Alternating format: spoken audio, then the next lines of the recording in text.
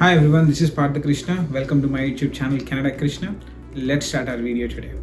So I know guys, it's been a while. It's been like almost 4 months since we made a video. I'm really sorry for that. I was really busy with all the course and other activities, and I wasn't able to make a video, and I wasn't able to concentrate on the editing part as well. So anyways, today our topic is gonna be more about how to get a scholarship or a fellowship.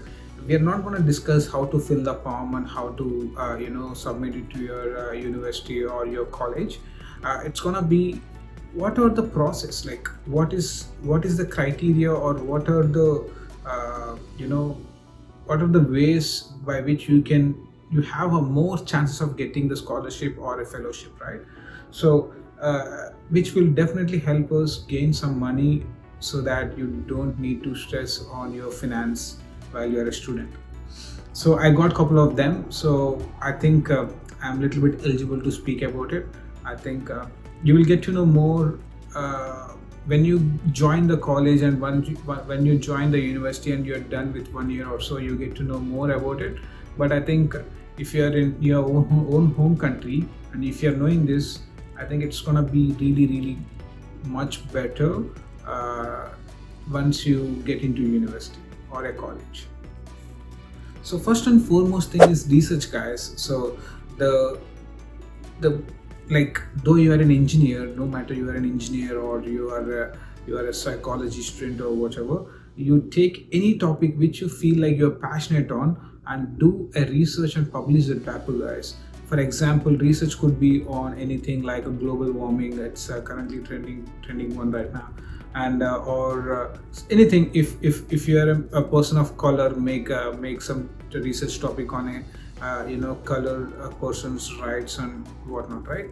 So that makes really highlight in your resume.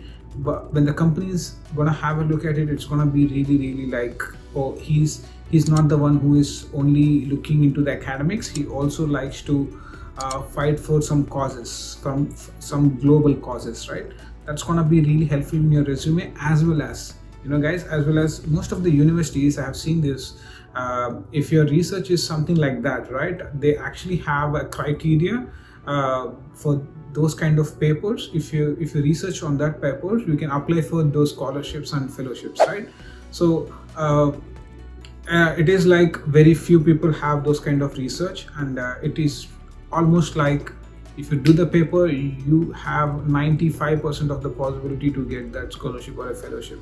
Unfortunately, I wasn't able to do that because there was a lot of pressure from the academics as well as from the other things which I'm doing right now. But I think it's really gonna help if you are focusing towards the research and publishing a paper and looking for scholarships which follow with it. Okay, the other one would be the networking, guys. Networking is really helpful.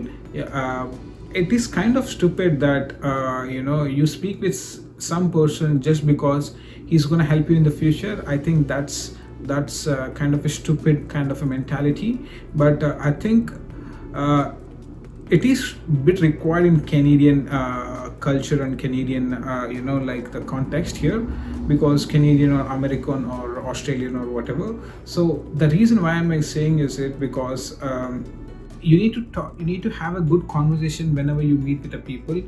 You need to make sure you say you acknowledge their efforts or whatever, right? So make sure at least the most of the professors in the university or in the college. And say for example, I was working as a TA. I was not working for money. Money was one aspect, but the more part of it was to get more networking with the professors. So when you are in a class, you might get the rapport similar to other students. But if you become a TA or someone like an invigilator for the same professor, he's going to give you more like insights. Like for example, one of the professor whom I worked for the invigilation, he actually told me that there is a research like paper which I'm working on. I think you can help me on this, and I'll obviously get paid for it. It's not about the pay, but it's about the knowledge which we gain from the research as well, right? If at all I wasn't there for that invigilation that particular day, I might not get an opportunity to work with him, right? So those kind of stuff, I think it's gonna be really helpful, guys. Be as much as possible, in the university, have a good connections with the not only the professors, also with the like other department professors or other department students, or sometimes they have a student unions. Get to have some connection with them, or in the clubs, have a really good connection. You sometimes you get to know opportunity from a people just because you're having a small talk with him. Okay, so that kind of things really help, guys. So you will not know everything, right? So somebody needs to give you bit more information. Networking is really helpful, though it might look a bit stupid. Yeah, it is really helpful in abroad. As an international student, it is required. The other important thing would be read, guys. You need to read all the weekly newsletters, or whatever. You need to follow your university's pages in Facebook or in the Insta. The reason is because you get to know more about the events which are happening in the university, or activities which are happening in the university or in the college. Also, you get to know some information which other people are not reading. So it could be anything. Recently, I went for Halifax with the help of university's program called as CDL program. So most of the people weren't able to enroll for it, because though it was coming in all the weekly newsletters, no one was reading the weekly newsletters, right? It was quite a big mail and nobody wants to go through the whole mail. So it is always better to take bit of your time every day, or in a week or so, go through the mails or messages which your which your program coordinators or the university's academic people send, right? It can have a really good important information which can really help you. And also through reading, you get to know the scholarships and fellowships which are available, right?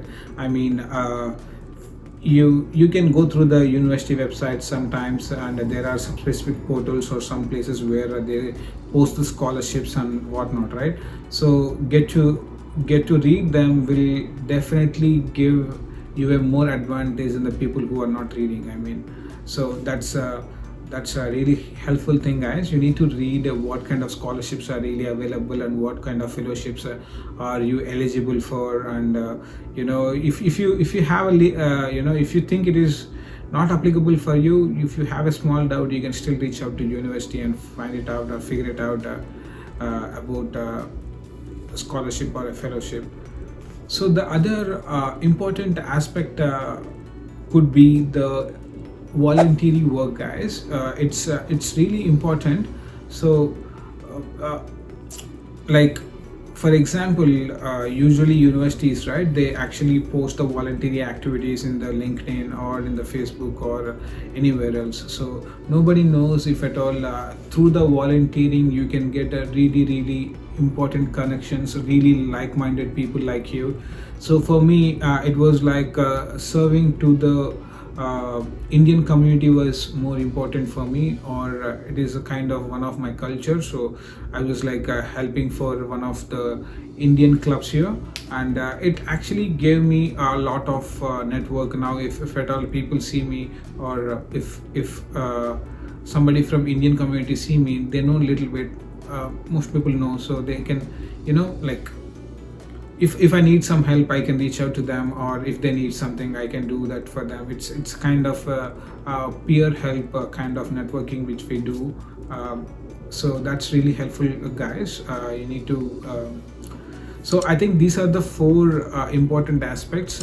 If at all I missed anything, please let me know in the comment section. We'll try to make, if at all we have enough, we can actually make a separate video for it.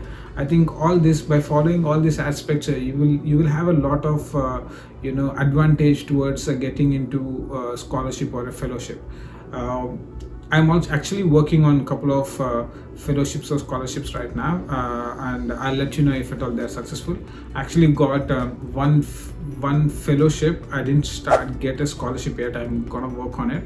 So I'm trying for one more fellowship. So those are the stuff, guys. I mean, fellowships are like you kind of get more experience working with an organization or working with a professor. So it's really, and the most important part, rather than doing a part-time job in Tim Hortons or in the anywhere else, right? So it's better that you're doing a job which is related towards your education aspect. So it's always better. Every penny is really important, so work for it. I think this video was really helpful for you guys. If yes, please don't forget to like, share and subscribe. I mean, guys, I'm giving a lot of effort here. Why not you subscribe, right? So thanks, guys. Until the next video, take care. See you. Bye.